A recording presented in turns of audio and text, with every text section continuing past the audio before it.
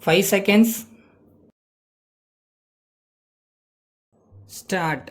Mr. Speaker, sir, I did not think that so many subjects would be covered by honorable members during this debate. I thought the entire debate would be about the city transport, but as a matter of fact, honorable members spoke of what was happening in the districts also. Whenever the question of city transport comes up before the house, people get excited because they see every day a large number of people waiting to board the bus.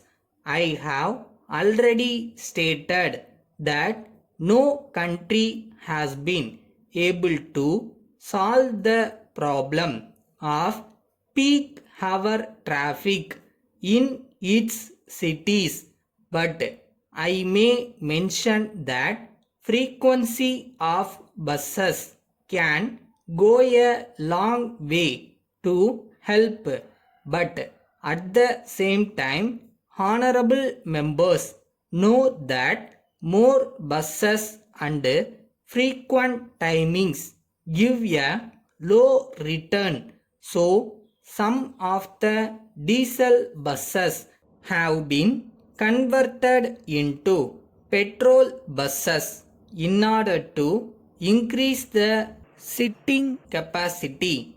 I am sure that when we increase the sitting capacity in the buses, the congestion will be relieved. We also realize that there is need for additional buses for the peak hour traffic. We shall certainly see what can be done in the matter, but we have to look into the profit and loss account of the entire transport. So we shall consider the whole question and see whether Chennai city requires additional buses. Then there is the question of road rail competition coming up in the districts. The railways do not like a large number of vehicles plying on the road. This matter has come up before the Transport Advisory Council, which is meeting in Delhi next month. The government of India want that the lorries should not compete with the railways as they are now state owned.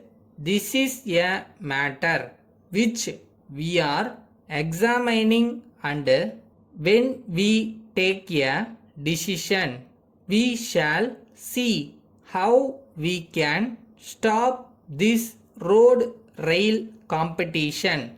It is true that the motor vehicles taxation is high in our state. Some other states are also trying to increase this taxation. Recently, a committee has given its recommendation in the matter. We shall examine it and see what can be done. If there is to be a large reduction in taxation, it will certainly increase our deficit and our capacity to spend for the good of the people will be reduced to that extent. But I shall certainly see if any relief can be given.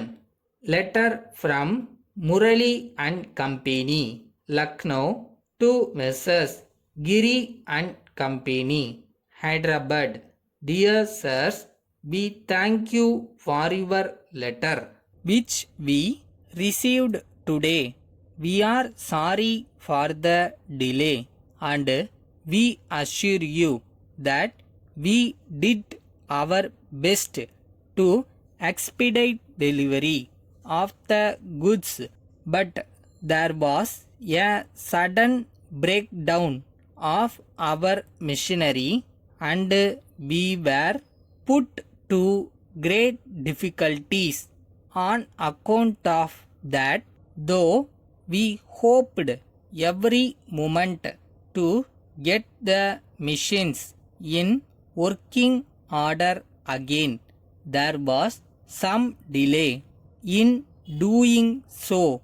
So, in spite of our people working overtime, it was not possible for us to complete the work and deliver your goods in time. We thank you for giving us extension of time till 1st October. We assure you that we will adhere to this time limit.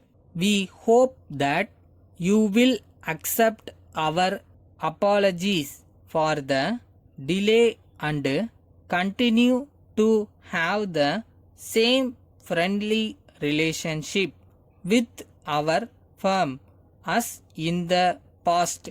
Yours faithfully.